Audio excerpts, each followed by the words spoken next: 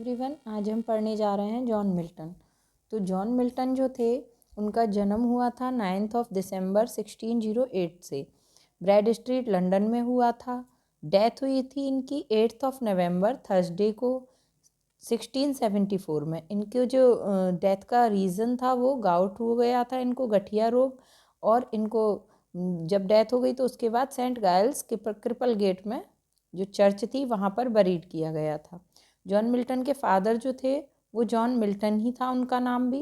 Actually TGT के जो 4th writer हैं उनके पिता का नाम जॉन ही है, तो आप कंफ्यूज मत होइएगा। इनके फादर थे जॉन मिल्टन, जो कि एक बहुत ही ज़्यादा वेल्दी स्क्राइवेनर थे। स्क्राइवेनर कहते हैं सूदखोर। ये जो इनके बारे में कहा जाता है कि ये टर्न्ड प्योरिटन थे। प्योरिटन नहीं थे, उन्होंने प्योरिटन हो गए थे जब ये स्टूडेंट थे ऑक्सफोर्ड में। और तब इनको इनकी जो फैमिली थी उन्होंने भी अपने यहाँ से इनको निकाल दिया था एक तरह से।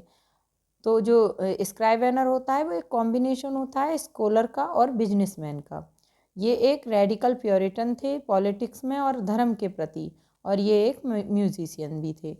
मदर थी इनकी सारा जेफरी। इनके बारे में कुछ फैक्ट्स जान लेते हैं। इनको लेडी ऑफ क्राइस्ट कॉलेज कहा जाता था क्योंकि मिल्टन जो थे उनका एक ओवल फेस था, अंडाकार, और उनकी ग्रे आईज थी। बहुत ही ज़्यादा गोरे भी थे, वाइट को फेयर कम्प्लेक्शन था, तो लड़की जैसे लगते थे, इसलिए उनको लेडी ऑफ क्राइस्ट कॉलेज कहा जाता था। ये जो थे वो एक्सट्रीम प्योरिटन से बिलोंग करते थे, और इनको सेपरेटिस्ट, इंडिपेंडेंस, कांग्रेशनल लिस्ट कहा जाता था, अलगाववादी कहा जाता था। उन्होंने अपने आप को 1632 में एमए करने के बाद ये यूनिवर्सिटी से विड्रॉ कर लिया था इन्होंने। मास्क ऑफ कॉमर्स जो इनका एक बहुत ही अच्छा वर्क था वो लिखा गया था 1634 में, और ये लुडलो कैसल था, वहाँ पर अर्ल ऑफ ब्रिजवाटर के और उनके फ्रेंड्स के सामने परफॉर्म किया गया था। ऐसा कहा जाता है कि the Trump of virtue would be a better name for this perfect little mask. तो जो ट्रम्प ऑफ वर्च्यू है वो इसके लिए एक अलग बहुत ही ज़्यादा परफेक्ट नेम हो सकता था। आप सोच रहे होंगे मैं बुक से क्यों पढ़ा रही हूँ, आप तो खुद ही पढ़ सकते हैं। हाँ, आप पढ़ सकते हैं, और ये गलती पिछले साल बहुत स्टूडेंट्स ने की थी, बुक नहीं पढ़ी थी। ये प्रकाश की बुक है, वहाँ से मैं पढ़ा रही हूँ आपको, और ये रिवीजन करा रही हूँ। मैं आपको पढ़ा नहीं रही हूँ, आपका एक नज़र में रिवीजन करा रही हूँ, क्योंकि बहुत सारा कुछ प्रकाश की बुक से ही आया था। और बच्चे क्या करते हैं, इधर उधर भटकते रहते हैं, ये बुक पढ़ लें, यहाँ से देख लें, वहाँ से, जबकि सारा कुछ बुक्स से ही आता है, चाहे वो रंजीत सिंह की बुक हो चाहे प्रकाश की। आप बार बार रिवाइज करिए, इनमें जो फैक्ट्स हैं वो उन्हीं से क्वेश्चन बनते हैं। तो आइए आगे देखते हैं। ये एक रिवीजन क्लास है, एक तरह से जो थ्योरी है उसका रिवीजन करा रही हूँ बुक से। तो 1637 में उन्होंने लाइसीडास लिखा था। ये एक मोनोडी है, इसको तोनोडी भी कहते हैं और मोनोडी भी। ये डेथ हुई गई थी इनके फ्रेंड की, एडवर्ड किंग की, जो आयरिश सी में डूब गया था। तो उस टाइम इन्होंने उसके ऊपर लिखी थी। ये बहुत ही ज़्यादा इंपॉर्टेंट है, बार बार पूछा जाता है। कभी ये पूछा जाएगा लाइसीडास कब लिखी गई थी, लाइसीडास किसके ऊपर लिखी गई थी, और या इनकी लास्ट हॉर्सन पोइम कौन सी थी। जब ये एक सिटी का नाम है हॉर्सन, तो यहाँ पर रहते थे। वहाँ रहते रहते इन्होंने जो लास्ट पोएम लिखी थी वो लाइसीडास ही लिखी थी। उनकी फ्रेंडशिप जो थी, एक एग्जाइल्ड डच स्कॉलर थे ग्रोटियस पेरिस में, और गैलीलियो। तो जब मिल्टन इम्प्रिजनमेंट में रहे थे फ्लोरेंस में, तो उस टाइम इनसे दोस्ती हो गई थी। 1639 और 1642 के बीच में उन्होंने 4 ड्राफ्ट लिखे थे, जिसको क्या कहा गया, एडम अनपैराडाइज्ड। 1643 में उन्होंने मैरी पॉवेल से शादी की। कहा जाता है ये 1643 में नहीं 42 में की हुई थी।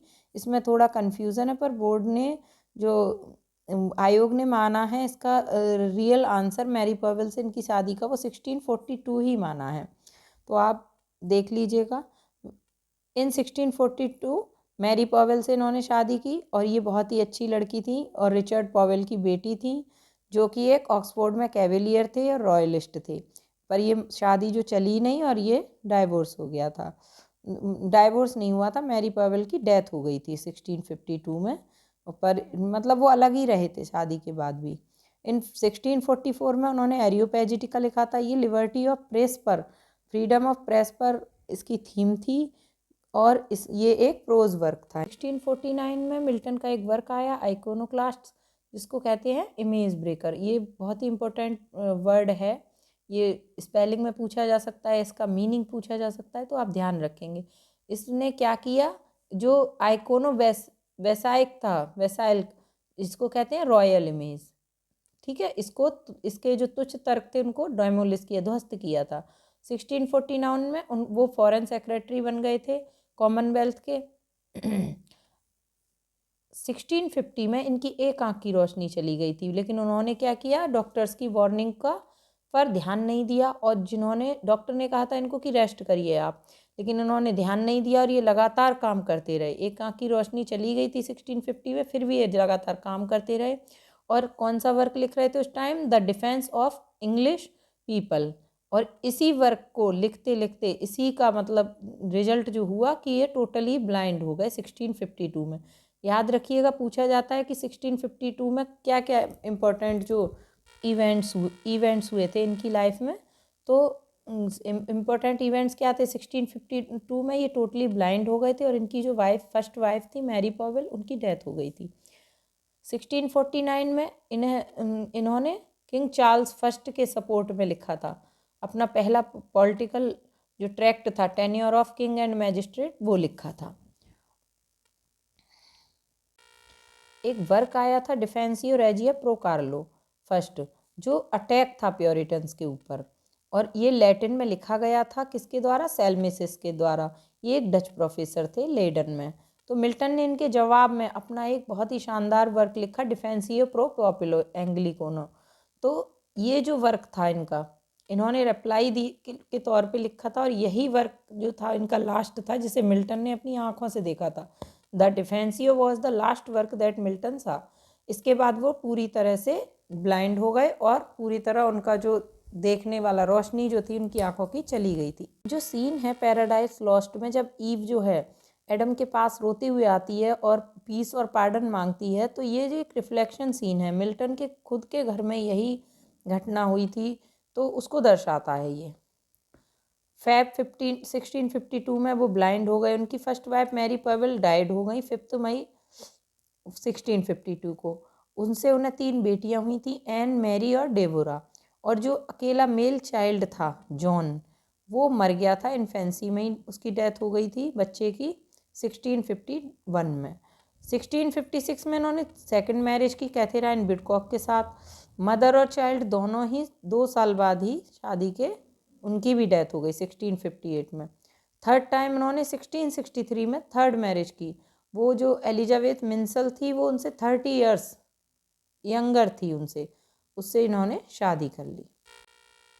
पैराडाइज लॉस्ट लिखने से पहले मिल्टन ने पहले किंग आर्थर के पास ऊपर लिखने के बारे में सोचा था। एक्चुअली मिल्टन के पास 100 सब्जेक्ट थे, टॉपिक थे कि मैं किस पे लिखूं, पर उन्होंने पैराडाइज लॉस्ट लिखने से पहले किंग आर्थर के ऊपर लिखने को सोचा था। फिर उन्हें लगा कि नहीं, फिर उन्होंने डिसाइड किया कि फॉल ऑफ मैन पे लिखते हैं, और इसी के रिजल्ट के रूप में आया पैराडाइज लॉस्ट, जो कि स्टार्ट हुआ था 1658 में, फिनिश्ड कंप्लीट हुआ था 1665 में। 7 ईयर्स लगे उन्हें ये लिखने में, और उसके बाद इन्होंने इसको पब्लिश कराया 1667 में।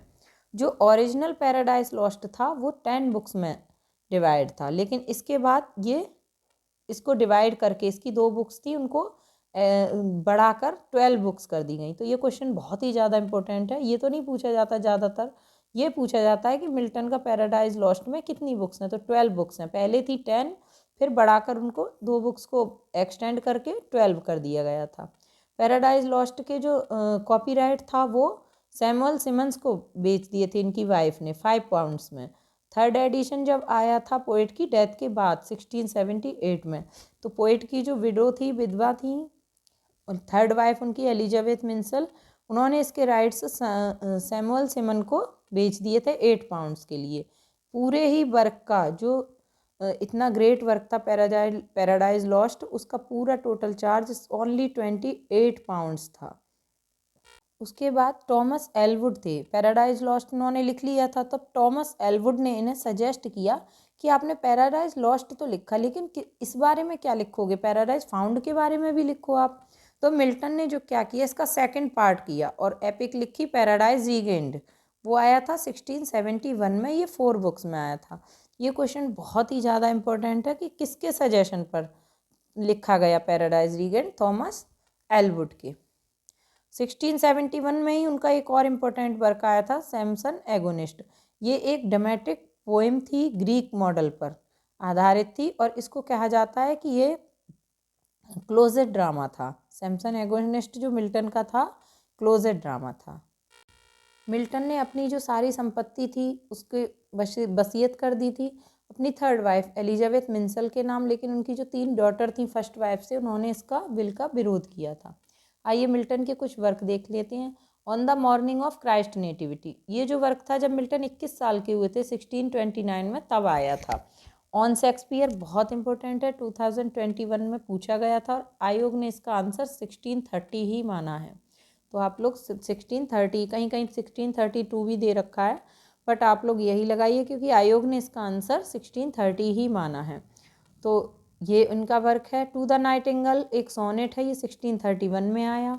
On being arrived at the age of 23, ये भी एक ओड है और ये 1631 में आया था। आर्केडिस 1630 से 34 के बीच आया। एल एलिग्रो और एल पेंसरोसो, ये भी 1631 से 34 के बीच। कॉमस जो था, इनका एक मास्क है कॉमस, वो 1634 में आया था, ये भी बहुत इंपॉर्टेंट है। लाइसीडास की हमेशा डेट पूछी जाती है, 1637 में आया था ये। Doctrine and disciple of discipline, the judgment of Martin Bucer, Tetrachordon and Celestian, ये 4 ट्रैक्ट थे इनके, वो आए थे 1643 से 45 के बीच। ऑफ एजुकेशन पूछा गया था, पिछली बार भी पूछा गया था 21 के एग्ज़ाम में। और एरियोपेजिटिका, तो ये दोनों वर्क इनके प्रोपोज वर्क 1644 में आया था। The tenure of king and magistrate iconoclast, ये 1649 में आया था। डिफेंसियो प्रो पॉपुलर 1651 में आया था। ये लास्ट वर्क है इनका, ये बहुत ही इंपॉर्टेंट है। ये लास्ट वर्क है जिसे इन्होंने अपनी आंखों से देखा था, इसके बाद वो टोटली ब्लाइंड हो गए थे। डिफेंसियो सेकंडा 1654 में आया था। डिफेंसियो प्रो से 1655 में। The ready and easy way to establish a free commonwealth 1660 में आया। पैराडाइज लॉस्ट तो आपको पता ही है 1658 में लिखना स्टार्ट हुआ, 65 में कंप्लीट हुआ और 1667 में पब्लिश्ड हुआ था। और इसको पहले पब्लिश हो गया था 10 बुक्स के साथ 1667 में, उसके बाद रीपब्लिश्ड हुआ 1674 में 12 बुक के साथ। 2 बुक्स को एक्सटेंड कर दिया गया था, book 7th and 10th, 2 books को इसमें एक्सटेंड किया था। पैराडाइज रीगेन्ड आया था 1671 में और सैमसन एगोनिस्ट 1671 में। ये लास्ट वर्क है इनका। से मिल्टन की बायोग्राफी कंप्लीट हो गई। कल के वीडियो में देखेंगे, नेक्स्ट वीडियो में मिल्टन के कुछ इंपॉर्टेंट्स वर्क के बारे में, वो भी हम एस.के. अरोड़ा से करेंगे। बहुत ही ज़्यादा इंपॉर्टेंट बुक है और यहीं से पेपर आएगा। आप बार बार एक एक फैक्ट पढ़िए इसका, जो इससे कुछ ना छूटे आपका। ये बहुत ही ज़्यादा इम्पोर्टेंट बुक है, इसमें बहुत ज़्यादा ही मतलब डीपली दिया है हर चीज़ को। तो आप लोग इसको पढ़ते रहिए and thanks for watching this video.